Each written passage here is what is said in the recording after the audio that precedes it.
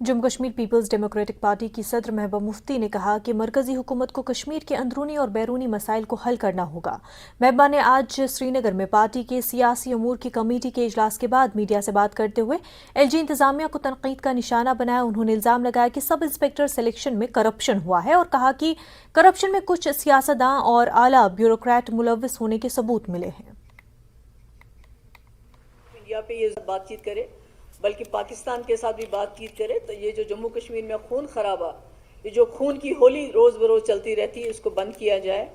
और इसके अलावा जो जम्मू कश्मीर के लोगों के हकूक़ 2019 5 अगस्त से ख़त्म किए गए हैं, उनको रिस्टोर करना 370 और 35A के लिए जो हमारा एक मिला जुला एजेंडा है कुछ जमातों के साथ, कि उसको रेस्टोर करने के लिए हमारी ये गुजारिश है कि एक तो हम तो खुद जदोजहद करेंगे, मगर हम अपील करते हैं दूसरी जमातों से भी कि वो इसमें सपोर्ट करें, इसमें हम लोग इकट्ठा हो जाएं। क्योंकि अगर हम इसके लिए इकट्ठा नहीं होते हैं तो न तो हमारा वजूद रहेगा, न हमारी शिनाख्त रहेगी, और हम एक दूसरे के साथ किस चीज़ के लिए लड़ते हैं फिर।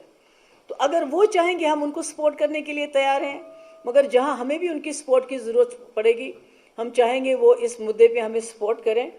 1 साल से यहाँ टारगेटेड किलिंग्स हो रही कश्मीरी पंडित्स की, और मरकज़ी सरकार पूरी तरह से नाकाम हो गई है।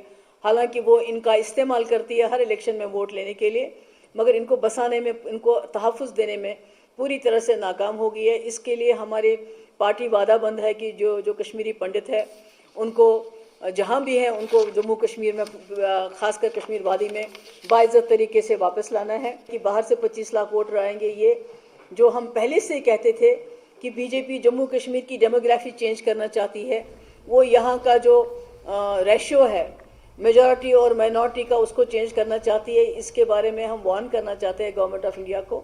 इसके नताइज अच्छे नहीं होंगे, क्योंकि ये तो फ़लस्तीन नहीं है और ना आप इज़राइल हो। ये एक मुल्क है, एक डेमोक्रेटिक सेकुलर मुल्क है जिसमें हम रहते हैं, जिसके साथ हमने हाथ मिलाया है। यहाँ जो आपने एक तांडव शुरू करके रखा है, यहाँ चाहे वो प्रेस के लोग हों, चाहे आम नौजवान हो, उनको न सिर्फ अरेस्ट करते हैं बल्कि यहाँ के जेलों में नहीं, बाहर के जेलों में बंद कर देते हैं। नेशनल कॉन्फ्रेंस ने